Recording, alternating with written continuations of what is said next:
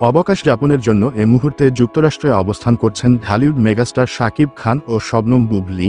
এর আগে শোনা গিয়েছিল ছেলেকে নিয়ে আমেরিকা ঘুরতে যাবেন তারকা জুটি। এবার যুক্তরাষ্ট্রে তাদের ঘুরে বেড়ানোর ছবি প্রকাশ্যে এসেছে।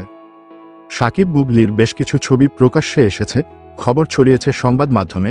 সেই ছবিতে দেখা যাচ্ছে নিউ ইয়র্কের রুজভেল্ট আইল্যান্ডে বেড়াতে গেছেন শাকিব খান, সঙ্গে ছেলে শেহজাদ খান বীর ও শবনম বুবলী। তাদেরকে পার্কে একটি কালো রঙের গাড়িতে করে নামতে দেখা যায়।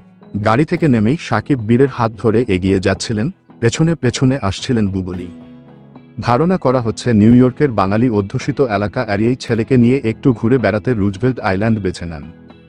2 বছর আগে বড় ছেলে আব্রাহাম খান জয়কে নিয়ে যুক্তরাষ্ট্রে ঘুরে বেরিয়েছিলেন ঢালিউডের শীর্ষ তারকা শাকিব খান। ব্যক্তিজীবনে শাকিব খান 2008 সালে ভালোবেসে গোপনে বিয়ে করেন চিত্রনায়িকা অপু বিশ্বাসকে। তাদের সংসারে রয়েছে আব্রাম খান জয় নামে এক পুত্র সন্তান। 2017 সালে তাদের সংসারে ওঠে ভাঙ্গনের সুর। এরপর 2018 সালে চিত্রনায়িকা বুবলীকে বিয়ে করেন শাকিব। তাদের সংসারে রয়েছে শেহজাদ খান বীর নামে এক পুত্র সন্তান।